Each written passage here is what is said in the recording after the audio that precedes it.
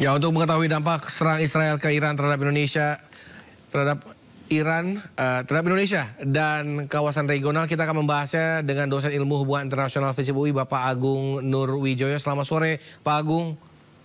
Selamat sore, Mas. Pak Agung, ini bagaimana Anda melihat serangan balik yang dilakukan oleh Israel terhadap Iran dan konflik Iran dan Israel secara menyeluruh? Oke, ya, terima kasih sebelumnya. Saya kemudian melihat dalam konteks dua hal ya, terkait dengan serangan, ataupun mungkin kita boleh bilang karena intensitasnya sangat kecil ya, aksi provokasi mungkin ya.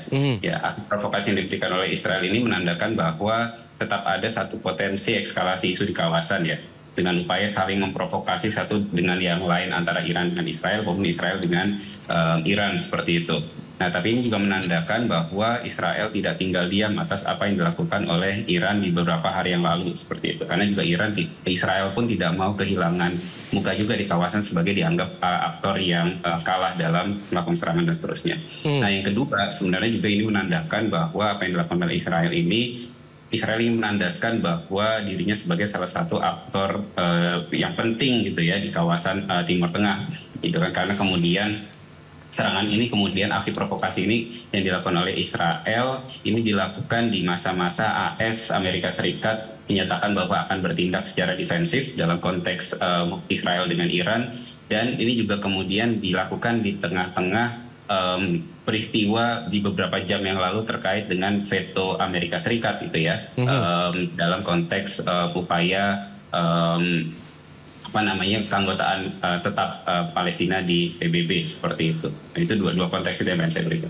Oke, berarti ini kalau dengan tadi yang Pak Agung bilang bahwa provokasi kecil ini, provokasi ini untuk meraih apa sebenarnya, Pak Agung? Oke, provokasi ini tentu kemudian saling memicu antara satu dengan lain bagaimana kemudian memberikan respon atas provokasi yang kemudian diberikan ya, kemudian seperti itu. Nah, tentu memang ada kemudian potensi terekskalasi ke arah yang lebih tinggi, tapi itu tergantung dari respon dari masing-masing pihak. Jadi kalau kemudian kita respon lihat dari kondisi yang terkini, kedua belah pihak pun akan sangat berhitung. Kemudian kita akan melihatkan mengkomparasi dengan kapasitas alutsista antara kedua belah pihak yang sifatnya mungkin kita bilang sangat-sangat asimetris gitu ya. Nah, tapi kita melihat dalam kondisi bahwa kedua belah pihak belum pernah dalam sejarahnya melakukan perang secara terbuka. Terlebih juga dalam konteks Timur Tengah, kecenderungan terjadinya perang terbuka, perang besar, kecenderungan adalah perang yang terjadi bagi pihak-pihak yang berbatasan darat secara langsung. Sedangkan kalau kita lihat dalam konteks Iran dengan Israel, ini akan melibatkan beberapa pihak di negara-negara lain seperti itu. Dan potensi-potensi itu yang akhirnya memang mendorong mereka sangat-sangat mengkalkulasi terkait dengan provokasi-provokasi yang kemudian diberikan seperti itu. Eskalasi ketegangan di Timur Tengah sendiri akan seperti apa terkait dengan konflik Iran dan Israel? Memang sepertinya ada informasi bahwa kecenderungan harga minyak juga akan naik akibat konflik ini, atau seperti apa implikasinya? Oke, yang pertama mungkin kita lihat perlu dalam konteks risiko geopolitiknya ya. Nah, kemudian dalam risiko geopolitiknya kita akan melihat bahwa intensitas seperti ini sifatnya sangat-sangat fluktuatif, tentu akan berpotensi juga memberikan respon terhadap kekuatan-kekuatan di jaring Syiah di kawasan Timur Tengah. Dalam hal ini adalah Hizbullah dengan Houthi seperti itu. Dan di poin itu tentu bagi Israel sendiri mereka akan sangat-sangat mengkalkulasi apakah kemudian mereka cukup kuat untuk kemudian melakukan perang yang sifatnya di banyak front. Apakah kemudian hadapan di utara dengan ke arah Iran, di selatannya dengan Hamas seperti itu. Jadi Israel pun akan sangat mengkalkulasi terkait dengan apa yang dilakukan dan dalam konteks geopolitiknya. Pun juga kan negara-negara di kawasan Timur Tengah dalam konteks geopolitik keamanan juga pasti akan kemudian menghitung dampaknya dari perang ini. Kita lihat dalam beberapa aksi serangan dari Iran di beberapa waktu yang lalu yang dilakukan oleh negara-negara yang berbatasan langsung dengan Iran dan Israel, seperti halnya Yordan, Suriah, Irak, yang diberlakukan adalah zona larangan terbang. Artinya mereka juga sangat berusaha untuk mendorong agar eskalasi ini kemudian tidak sampai ke arah perang seperti itu. Nah, dalam konteks kemudian di kawasan. Tentu dalam konteks juga dalam hal yang lain, tentu yang tadi sudah disampaikan perihal masalah lonjakan harga minyak mentah, tentu itu menjadi satu potensi juga yang perlu kemudian diwanti-wanti, karena memang kita tidak bisa melepaskan konteks bahwa Iran ini adalah produsen minyak ketujuh terbesar dunia seperti itu. Nah, yang kedua tentu juga kemudian yang selain tadi ada resiko geopolitik, tentu yang kemudian dalam konteks ekonomi posisi Timur Tengah ini kan sangat krusial dalam konteks lalu lintas perdagangan barang seperti itu.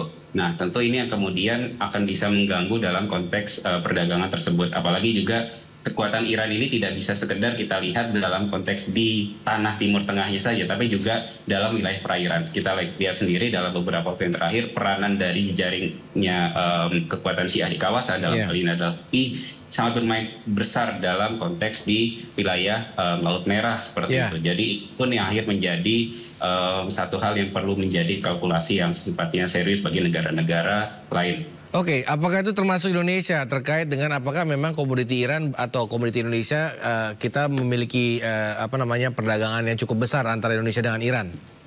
Iya, saya rasa itu juga menjadi satu hal yang menjadi perhatian serius bagi pemerintah seperti itu. Dalam konteks tadi tentu harga minyak tentu ini akan mempengaruhi dalam konteks subsidi energi domestik ya. Pemerintah sudah mengatakan bahwa harganya akan aman seperti itu.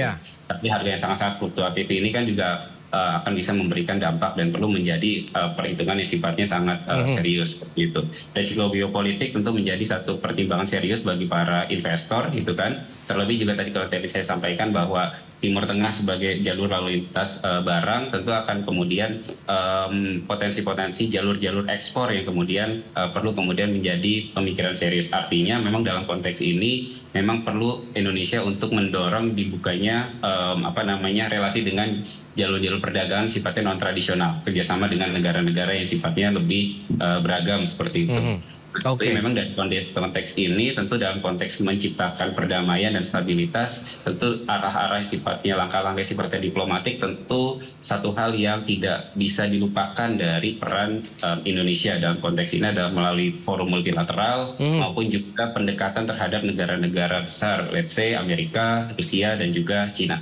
Oke, tapi dengan omong-omong maksudnya birokrasi politik seperti itu atau birokrasi diplomatik ya, apakah berpengaruh karena sampai saat ini Israel seringkali tidak menggunakan seruan PBB atau bahkan negara sekutunya untuk menahan diri?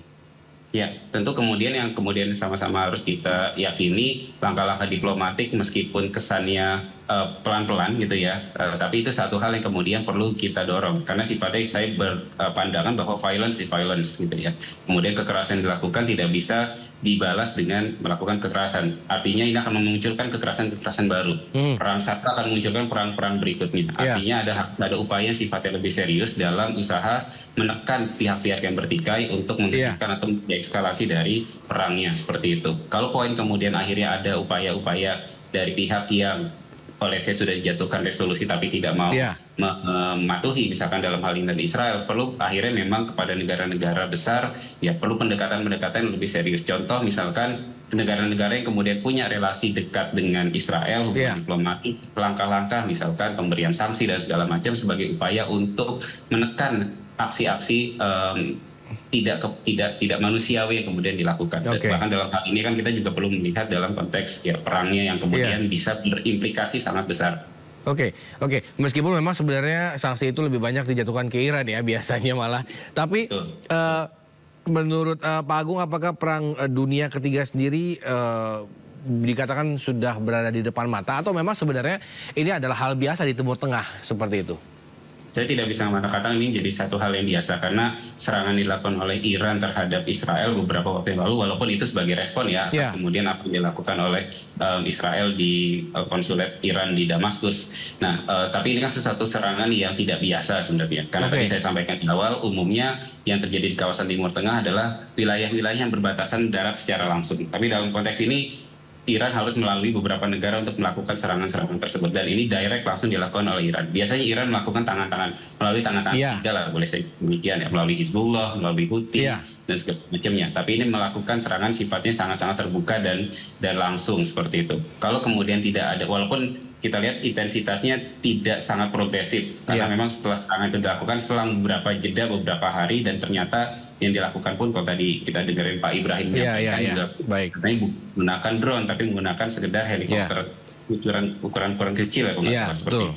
Tapi itu kalau kemudian ini eskalasinya semakin tinggi, ada aksi balas-balasan dan segala macamnya, tentu perang dunia itu sangat ditentukan atas dasar intensi dari perang berkelanjutan yang sifatnya lebih progresif dari kedua belah pihak, dan yang terakhir adalah adanya dorongan konkret dari kelompok-kelompok global power seperti itu. Kalau global power tidak punya intensi untuk melakukan pihak-pihak yang bertikai untuk menahan diri, artinya potensi itu akan makin besar. Baik. Baik, terima kasih Pak Agung Nurwijoyo telah bergabung bersama kami sore hari ini. Kita tunggu perkembangannya dari Timur Tengah. Selamat sore. Oke, terima kasih Mas.